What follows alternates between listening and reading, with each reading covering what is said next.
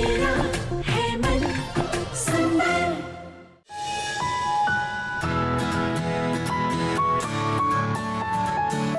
रूही कहाँ है? रूही, रूही बाथरूम में हो क्या? रूही कहाँ है? रूही?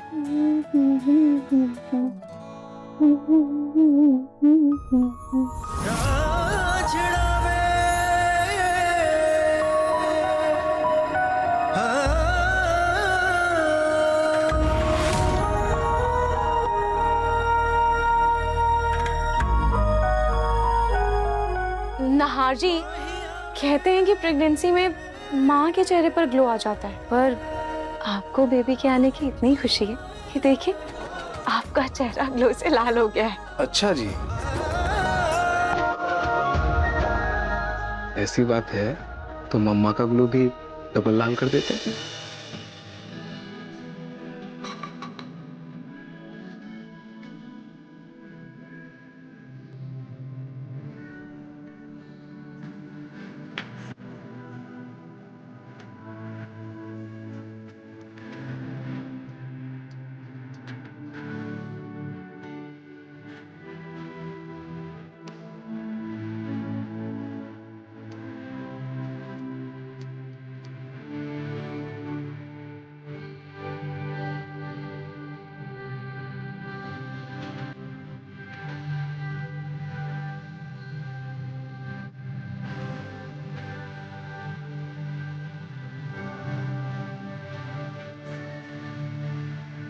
रूही,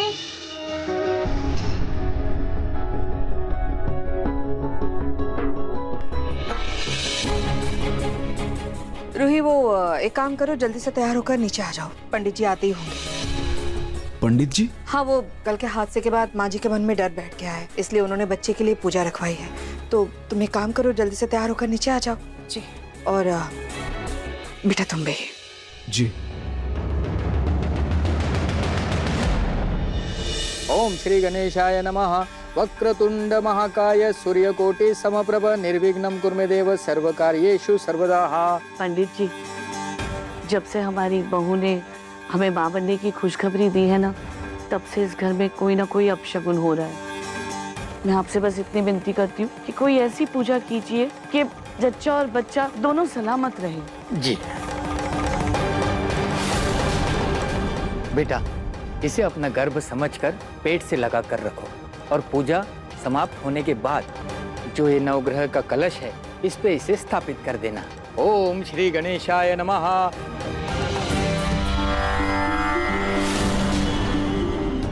अपना हाथ आगे कीजिए।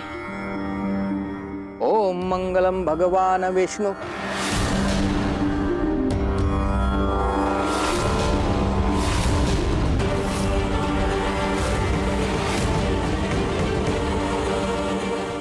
पंडित जी लगता है आपका धागा ना कच्चा है। मैं एक काम करती हूँ, मैं नई मोली ला के देती हूँ आपको।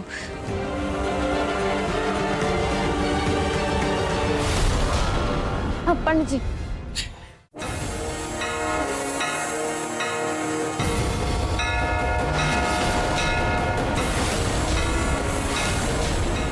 पंडित जी, ये सब क्या हो रहा है?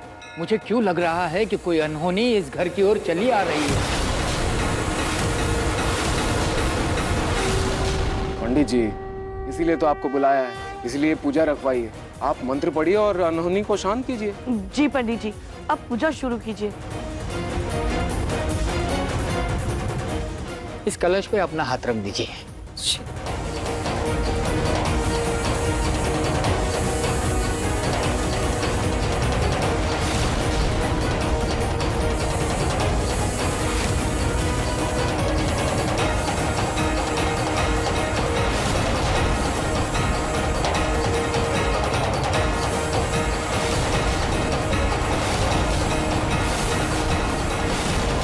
रूही, ये नारियल अचानक से अपने आप हिलने क्यों लगा?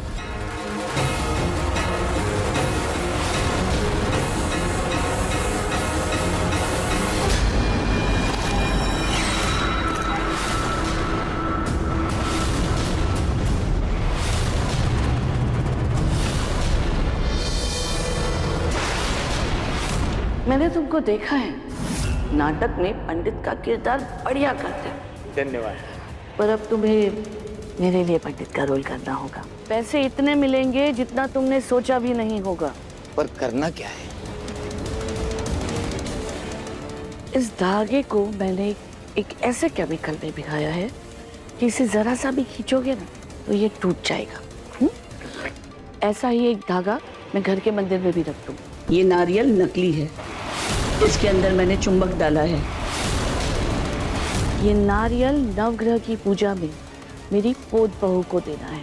और हाँ, हाथ में चुंबक जैसा कुछ पहन के आना और उसे इस नारियल के आसपास ऐसे घुमाना कि ये नारियल नाचने लगे। एक बात अच्छी तरह समझ लो, तुम्हें पूरे घर वालों को ये विश्वास दिलाना होगा कि ये आने वाला बच्चा इस घर के लिए और परिवार के लिए शुभ नहीं है।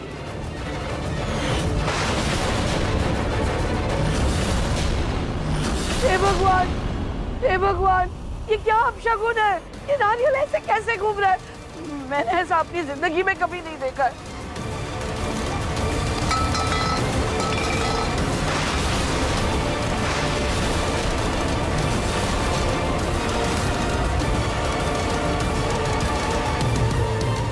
पंडित जी, ये सब क्या हो रहा है? ये पूजा नहीं हो सकती। पंडित जी, ऐसी क्या बात है? हमें भी बताइए, पूजा क्यों नहीं हो सकती? हाँ पंडित जी, और आप ऐसे अचानक से खड़े क्यों हो गए? क्योंकि ये अनर्थ की उत्पत्ति है।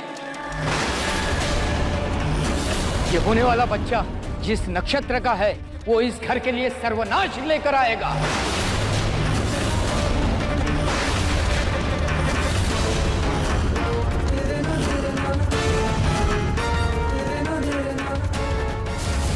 क्या बोल रहे हैं पंडित जी? अभी तो ये मासूम इस दुनिया में आया भी नहीं है, तो फिर ये किसी का सर्वनाश कैसे करेगा? ये पेट से लगा हुआ नारियल यहाँ गिरते ही घूमने लगा। नवग्रह की पूजा को नष्ट कर देना, इसका संकेत ये है कि बच्चे की ऊर्जा बहुत विचित्र है, विनाशकारी है। ये बच्चा अपने माँ बाप के लिए, पूरे परिवार के लिए बहुत बड़ा अपशगुनी है।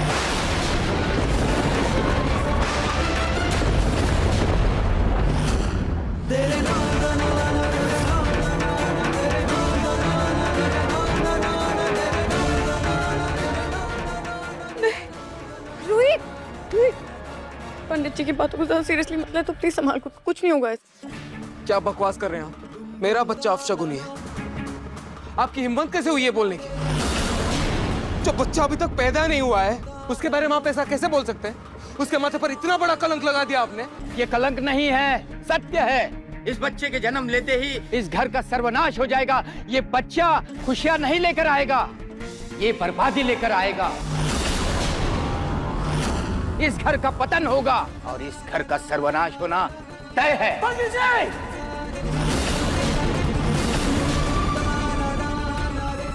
वाह पंडित जी, वाह, बहुत बहुत ज्ञानी है आप पंडित हो इसलिए हाथ जोड़ रहा हूं, वरना आपकी जगह कोई दूसरा होता, ये सब बोलता, बकवास करता, उसकी जुबान खींच लेता मैं।